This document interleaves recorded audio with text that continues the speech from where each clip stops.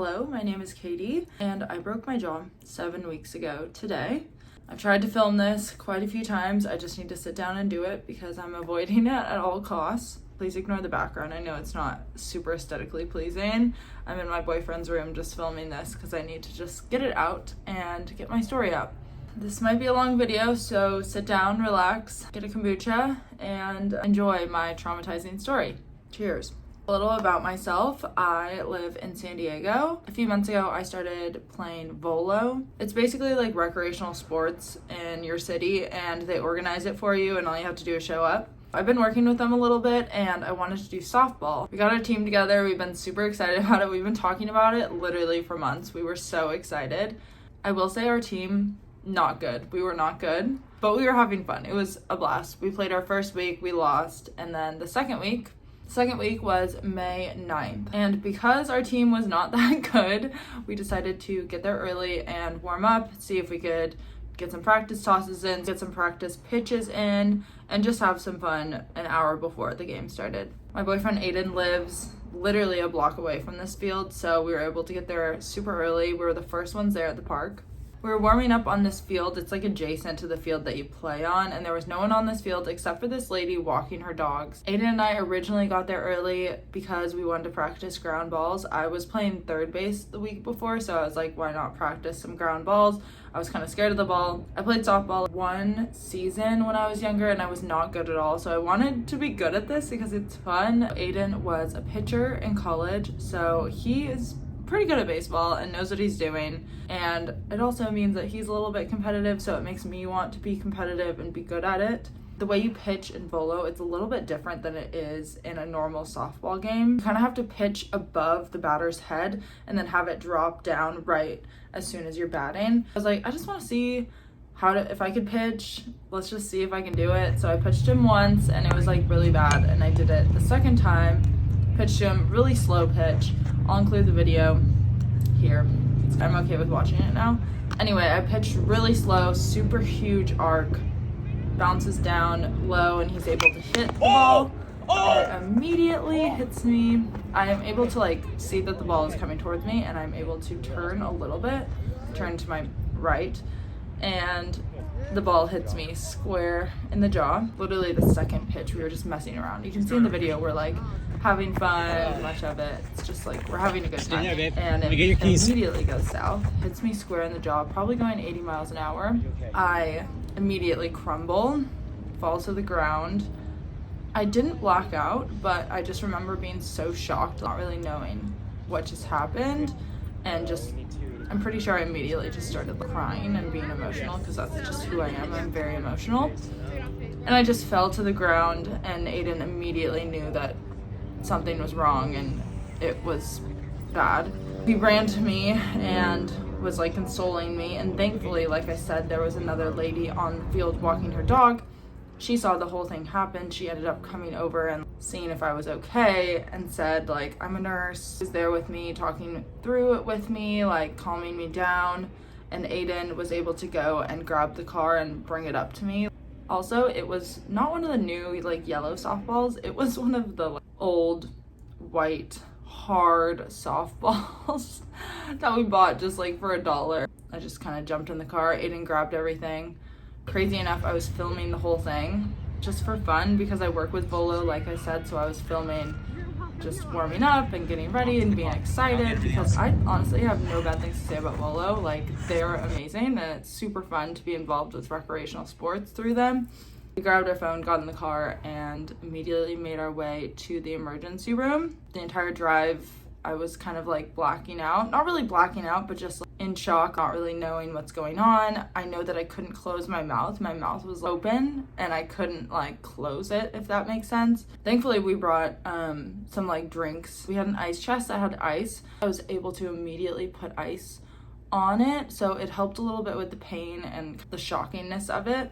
I'm getting emotional and kind of worked up just talking through this because it was so traumatizing. We were able to make it to the emergency room. I basically just hopped out of the car and ran inside. Thankfully, it was not a busy day. I was literally the only one in the emergency room. I feel that's so uncommon. I was able to run in, and I was sobbing by the time I got in there, and they had to calm me down and ask what was wrong.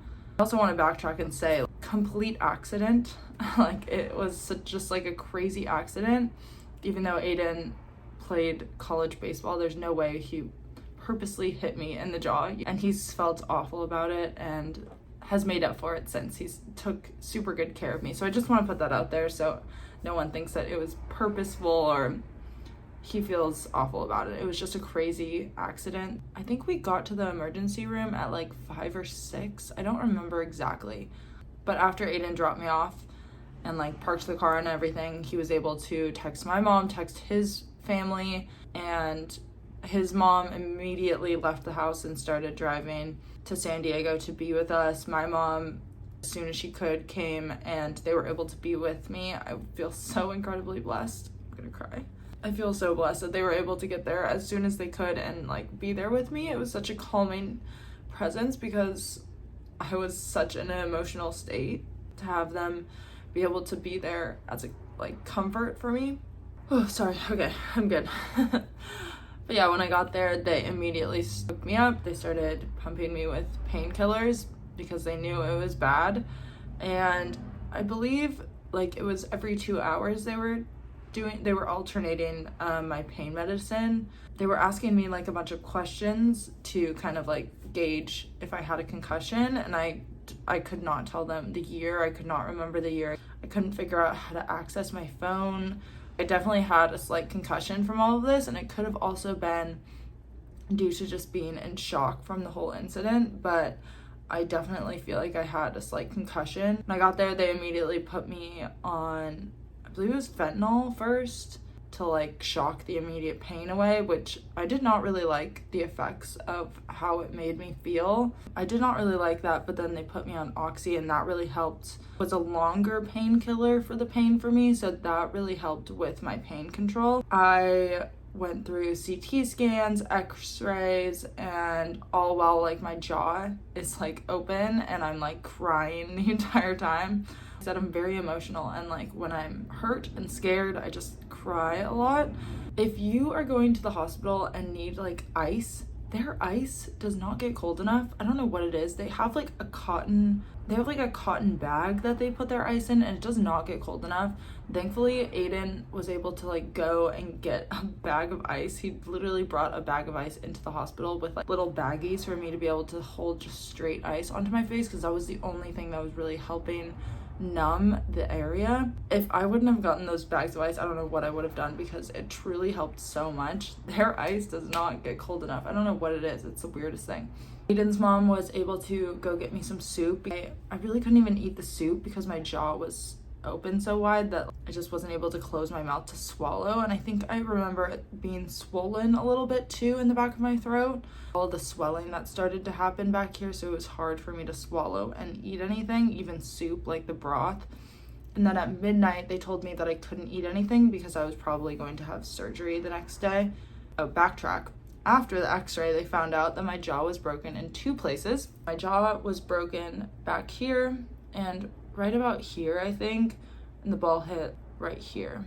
And so the ball hit and my jaw, like the jaw bone shifted a little backwards. So these 2 bones back here overlapped. That's how it was until I got my surgery. That's why my bottom jaw on this side was not able to close, because it wasn't connected back here. So that's why it kind of just hung open. And also I had a lot of tooth pain right in this area because I'm pretty sure it severed one of the nerves in my tooth. So when it broke right here, it was causing like a ton of pain in this area. They did mention to me when they told me that my jaw was broken in 2 places that it was a possibility that they were going to have to wire my jaw shut. But I think because not really knowing what was happening, it was kind of just a huge dream. Like the hours were going by so quickly and I didn't really know what was going on. I remember him mentioning that and feeling really scared, but they didn't sound like, the way they approached it, it didn't sound like it was like a for sure thing. I just thought like that was an option that they might do. I feel like they didn't really communicate that well on what their plan of action was for surgery. We were kind of just in this up in the air stage where we didn't know when surgery was. We didn't know if like someone else would take surgery time, that was also an issue, because if someone were to come in for emergency surgery that was like a higher priority than I was, then mine would get pushed back and I would have to leave and come back. And there are sometimes people that break their jaw and have to and like don't come back for surgery for like quite a few days, which was terrifying for me. I was so scared. I just wanted to get it done and over with, because I did not want to have to have my jaw hanging open for an extended amount of time, because then your bone starts to heal back in place. So it's easier for them to do it as soon as possible to fuse that bone back. I'm trying to be as detailed as possible so people kind of know my story, and if this were to ever happen to you, like what the process would be. Obviously everyone is different and it depends on how and where you break a bone. Anyway, that night I had to stop eating at midnight, like I said, and then I'm pretty sure Aiden and his mom, I think she left a little bit after midnight, which I was so thankful that she was able to like rush out there and be with me and pray for me and just be that comfort until my mom could get there. Aiden left when we were transferred out of the emergency room, and I believe that was around 2 in the morning, and we were moved around a little bit because there wasn't a space for me yet. So I moved upstairs, just kind of in a waiting area for I think like 2 or 3 hours, and then they finally moved me into my own room a few hours later. And I'm so thankful that my mom was able to stay with me this entire time. Like, I would not have been okay by myself. She is so good at asking questions. She's really good at advocating for people and like making sure that their care is getting met. I feel like so blessed that she was there with me to be able to talk to the doctor and the nurses and make sure like I was getting my pain medicine when I should have. Every 2 hours I was getting another dose of either fentanyl or oxy to help manage the pain, because at that point I was just sitting there with a broken jaw in the hospital.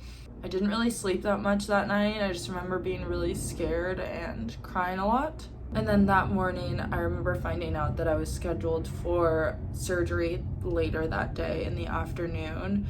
They told me like it was pretty much gonna happen. There was like a super slight chance if someone were to come in with a super emergency surgery, then we would do them and you would get delayed, but they were almost certain that I was going to be going in for surgery. I think around noon they told me like it was confirmed. And again, there wasn't a whole lot of communication on like what the process would be like, what I was getting done in surgery other than the plate. I didn't really know that I was going to go in and get my jaw wired shut.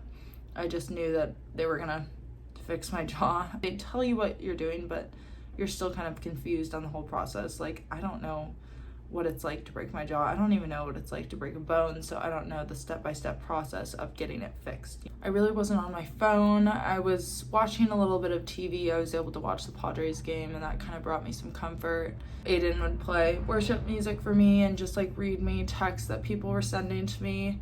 This whole time I was icing my face 24/7. I had ice on my face because it was the only thing that was really numbing that area. I also will say I think that helped in the long run with swelling. Around 1 or 2 p.m. that afternoon, they took me down for surgery and got me set up. I remember telling them all I care about is like making sure my smile is back, because at that time I literally could not smile. I still can't really smile that well, which makes me really sad. Obviously I was put under for surgery, so I don't remember the whole situation, but my mom and Aiden told me that I got out at around 6 or 7 that night, and they let me sleep for I believe 2 hours and kind of wake up from the surgery. But all I remember, the first thing the nurse told me when I woke up is like, don't cry or you could possibly choke. And that was a scary thought and heightened my anxiety. The nurse was a little bit aggressive in the discharge area, and I also wasn't sure if I was going to be staying another night. My impression was I would probably be staying another night, but I guess I was cleared to just go home immediately after surgery, which I think is very uncommon. I think a lot of times they like to keep you overnight just to make sure you're doing okay. I personally wish I would have spent the night, just because the car ride home was really hard, but I get it. My mom was really tired and ready to go home and just get out of the hospital, and we were just ready to be home. My parents live an hour and a half away from San Diego, so I went home to recover, and Thankfully there wasn't any traffic, so it wasn't that bad to get home, but just like the bumpy roads and recovering and like waking up is just a scary situation. You don't know how sensitive the bone is. I just remember holding ice the entire time and like crying and just being scared. I don't really know when I realized that my jaw was wired shut. I think it was probably when I got to the car after the surgery. The nurse was discharging me and bringing me out in a wheelchair. And before I got into the car, they decided to give me some more medicine because I think they realized that I was in a lot of pain. And the way my medicine works is because my jaw was wired shut, I have to get it syringed into my mouth. Let me see if I have a syringe to show you. It has like hair all over it because I haven't used it in a long time. It has Kona hair all over it. But this is what a syringe looks like. It has a little hole back here. This is what I would use to put my medicine into the back of my mouth. I think that was the first time I realized like my mouth is wired shut, when they used the syringe to give me medicine before I hopped in the car on the way back home. I feel so thankful that I could go home to my parents and be comforted by them. I don't remember falling asleep that night, but I just remember being thankful that my parents have one of those reclining beds that you can like move up and down. So I was able to sleep with my mom, and she would wake up like every few hours to give me more medicine. And they told me to drink a lot of water. Obviously, it's really hard to drink water when you're drinking out of a syringe and you can't even close your mouth because you're so swollen. I truly do not wish this on anyone. It is the worst situation in my mind that anyone could put themselves through. Obviously, mine was an accident, but I've heard of people breaking their jaw for cosmetic reasons or like dental reasons. And I swear, if you can avoid it at any cost, please do it. It's literally hell on earth. I don't wish it on anyone. It was awful. First week after the accident was absolute hell on earth. Like, it was awful. I was in a lot of pain, swollen. I couldn't really get up or move my head because there was a lot of swelling. So any movement hurt a lot. I again was holding ice to my face the entire time, which gets really annoying after a while to like have to hold it and your hand is getting frostbitten. And reading my journal entries from those days. Being on a liquid diet for 2 weeks is one of the worst things ever. And I try to explain it to people when I tell them a liquid diet, and they're like, oh yeah, that's not too bad. But when your mouth is wired shut, it's a little bit different, especially when you have pretty straight teeth, so you don't have any gaps that you can drink food out of or drink water out of. You literally have to syringe everything into the back corner of your mouth. I don't know what I would have done if I didn't have my wisdom teeth removed. That was the only space in my mouth that I had this much of space to be able to drink water and drink juice and protein shakes. And that is basically all I could stomach. A little bit of chicken broth and bone broth, but really anything with any kind of chunk it clogged back here, and I would get even more frustrated because then I'm like, I can't even eat any little substance. It gets clogged back here, and then I have to go and rinse my mouth because I can't eat anything until it's clean. They give you this mouthwash to clean your mouth. You can't really brush your teeth. You literally can just brush in between the wires in front. I couldn't really even reach back here because there was still a lot of swelling and tenderness and pain. Basically, you just rinse with this. And the first 3 to 4 days, I couldn't even really swish in my mouth. I literally had to just syringe it back there. And apparently this stuff like stains your teeth brown, so I don't recommend using this for a long period of time. But it was the only thing that kept my mouth clean and like cleaned the bacteria in my mouth.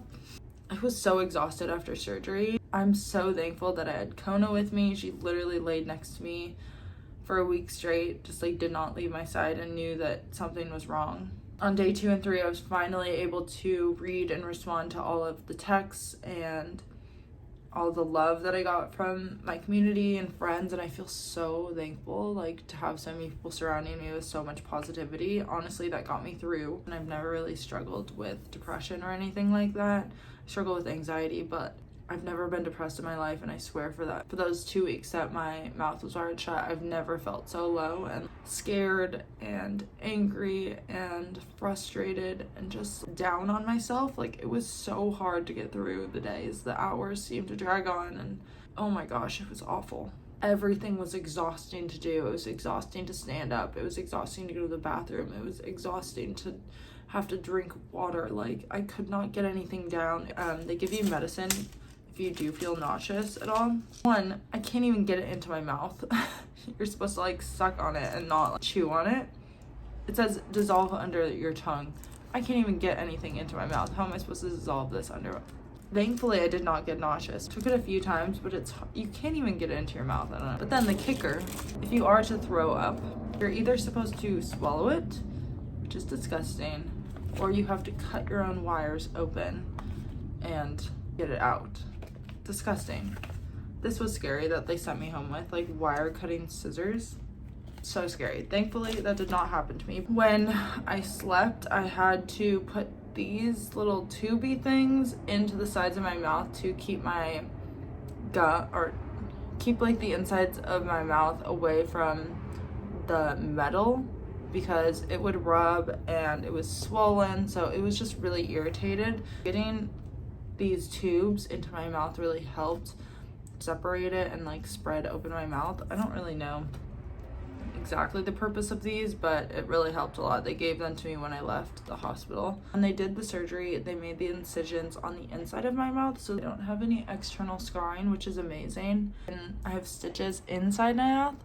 I just realized I haven't really shown you guys what it looks like. Backtracking to the surgery. In the surgery, they added 2 plates inside of my jaw to plate my jaw in the 2 places where it broke. So I have metal plates now holding my jaw together. They didn't do any external incisions. They were worried that they might have to do a tiny one, but thankfully they didn't have to do any external incisions. All of the incisions where they put the plates in are on the inside of my mouth. So I had dissolving stitches on the inside of my mouth where they did the surgery. And then they also applied my arch bars, which are bolted into my, I don't know if I can find, okay, that is one of the bolts. They look like that. They just look like little screws.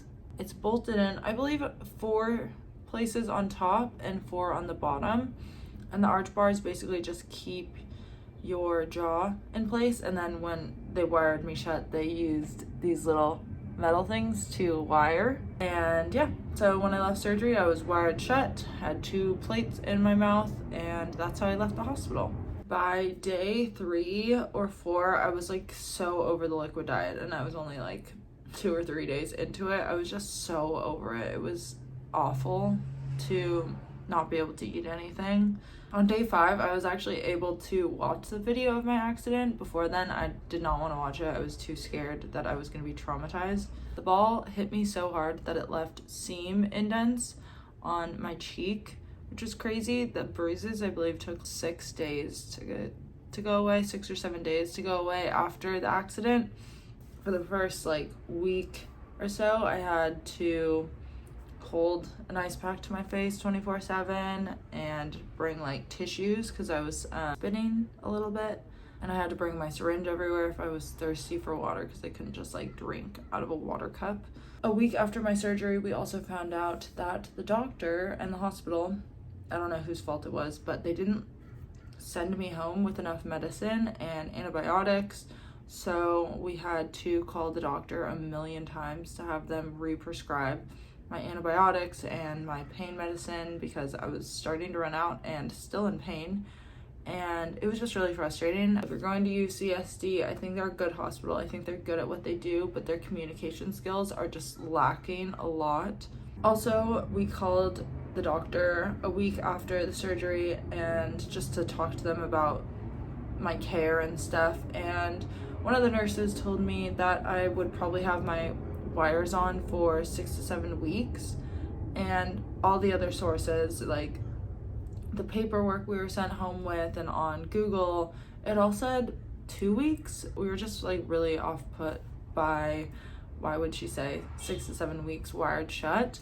I just got that in my head and really fell into depression because I could not do it like one more day. Like every single day was really hard waking up knowing that I was still wired shut. So like the fact that I was so discouraged and they told me it would be like 5 more weeks. Like, I could not even think of getting through to the next day. Thankfully, she was wrong in the long run. I don't know why she told us that over the phone. I think she meant like over the entire healing process it would take that much to heal and like to get the arch bars off, but the way she worded it made us feel like I would be wired shut for 6 to 7 weeks, which was not true, but it was terrifying to hear and really put me into a spiral. The first week I wasn't really able to sleep at all. I think on day 8 I was finally able to sleep through the night, which was really nice because I was exhausted, hungry, basically starving myself, and I wasn't able to sleep either. So it was nice to finally be able to sleep and get comfortable. My head was always elevated. I bought this amazing thing. It's called like a headache band. That really helped a lot. And just like keeping ice on my face just helped so much. I think on day 8 I was finally able to like walk around and be a little bit more active. I think I took a ride in the car with Aiden, but the vibrations kind of hurt a lot and gave me a headache. That was also frustrating because I felt so cooped up and just like sad for myself. I will say though, like going through this situation, it really shows you like who you have to rely on and how strong you are to fight and get through that situation. I relied a lot on my faith and just knowing that there was a purpose for my pain. Sorry, there's a fly. And just knowing that really helped me get through it, but it was obviously still really hard to be going through so much pain and see any kind of light at the end of the tunnel. But I felt so much peace knowing that there were people out there praying for me, thinking of me, and just like being there for me if I needed them. I'm pretty sure I cried every single day for 3 weeks straight. Like after the surgery, it was not sunshine and rainbows. I featured a lot like on my Instagram stories, but definitely did not share all of the negative sides of it because obviously I'm trying to stay positive, and by me sharing the negative, it kind of brings out more of the negative. I tried to stay as positive as I could, but behind the scenes I'm like crying every hour, you know, just struggling to get through because I'm starving, I'm exhausted, and I'm in pain, but it gets better. I'm 7 weeks now. I got my wires off the exact day. I think I got my wires cut on May 23rd, and that was a really scary doctor's appointment because I wasn't sure if they were going to tell me that I had to keep my jaw wired shut for longer or they were going to cut them at the appointment. They ended up saying like it could go either way. You could wait one more week, come back, and we could cut them. And I just immediately started bawling. I was like, please, if there's any way, like take them off now. I could not communicate that well. Like the first week I was writing on a notepad trying to communicate with my family because like my jaw was wired shut and I couldn't really talk. I was swollen, you know, and in pain, so I didn't really want to talk, so it was really hard to communicate. And it was still hard for me to communicate on that first doctor's appointment, so I just started crying and they were like, it's okay, we'll cut them now. But I was so scared that they were gonna make me have my jaw wired shut for longer because I literally could not go even an hour longer. After the doctor's appointment, I was able to try to eat things that weren't just liquid. I tried to eat mashed potatoes, but even now it's still hard for me to open my jaw 7 weeks post surgery. I'm still not that strong. I think it's the muscle that needs to build, and it's hard for me sometimes to get any kind of utensil into my mouth. Basically, it's like getting a cast off. Like you're sore, you're kind of scared to move around the muscle because you don't want to irritate it or hurt yourself. It's kind of a mental thing, but it's also you're still in a little bit of soreness and pain. For the 2 weeks after I got my rubber bands off, so the first 2 weeks after surgery I was wired shut. The second 2 weeks after getting my wires cut, so week 3 and 4, I had to wear rubber bands 24/7. So it was kind of like if you have braces, you would know it's like rubber bands just on these little brackets right here. They kind of just hold my jaw together, but give a little play so you can move around your mouth, start moving around that jaw, and just like get it used to building that muscle. But I was so happy to be able to see my smile a little bit better. I was also still numb from the surgery on week 3 and 4, I'm pretty sure. I was numb just like down here. The numbness since then has gone away, which is really nice, but I was scared that it wouldn't come back. There's a potential that after surgery you could be numb in that area for the rest of your life, but thankfully I'm not numb anymore. Just in true honesty, I want to share all of my experience. I also had a lot of green mucus, like pus almost, where my stitches are on the bottom. It could just be from surgery. Your body is just eliminating toxins and stuff, but that scared me. I thought there was an infection. Thankfully there was not. All in all, I think I lost like 18 pounds throughout the entire process, which was hard. It was basically like starving myself.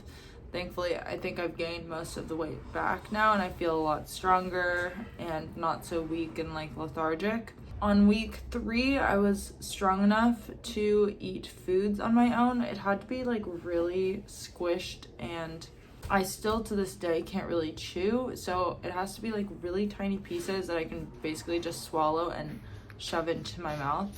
On week 3, I was able to go home and be back in San Diego because I could finally eat normal soft foods, and I wasn't really relying on my mom to like blend everything. I still to this day can't really chew because I think the bolts that are holding my arch bar are hitting some of the nerves in my teeth, so when I chew down it hits some of the nerves. Also, it's just really annoying to chew with the arch bars in. Food gets stuck in there. One of the arch bars on the bottom right here I think came loose a little bit, so this bottom one shifts, and it's just really frustrating to eat. Can't wait to get these off. I have my second surgery on July 7th, so I'm in the home stretch. All in all of this is like an 8-week process, and then they told me it should take up to 6 months post-surgery to be fully back to normal, like have your full range of motion, be able to eat like normal again, eat like crunchy foods. I can't wait to eat chips. I feel like this was a super long video, and I hope I hit every point I wanted to talk about. I'll try to show you guys as best as I can what it looks like right now. I have wax right up here because it rubs on the top of my lip. Looking at myself right now, like I feel like I look normal, but then in pictures I like don't see myself anymore, which is kind of a frustrating realization. Like I just don't think I look like myself, and I don't see my smile anymore, which is really sad, but I know hopefully I'll be back to normal soon.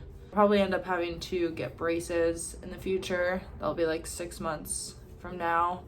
I'm gonna go see a specialist that will hopefully be able to help with the mobility of my jaw. As you can see, I kind of like, it's really hard for me to open my jaw straight up and down. This is kind of what it looks like now when I talk, and it just moves in weird ways that it didn't used to before. It's also really tight back here when I'm moving it around and trying to chew. It doesn't hurt to talk. A lot of people ask me if it hurts to talk, but it doesn't. It mostly just is an uncomfortable tightness and like frustrating that you can't open it to the extent that you could before. That's what I'm dealing with right now. It will be better. It's getting better every day. The first month was hell, but second month is I'm doing much better, and I am feeling positive about the recovery process and the whole situation. Just can't wait to get this metal out of my mouth. I'm so over it. I'm so thankful to have this amazing community that prays for me and is there for me, and I don't know what I would do without you guys. And if you guys have any questions, you can send me a DM or follow me on Instagram and keep up to date on there. But that's what's going on with my jaw. I hope that covers all of the bases. But yeah, we're doing good. Thank you for all the love, and I hope you enjoyed this. Bye.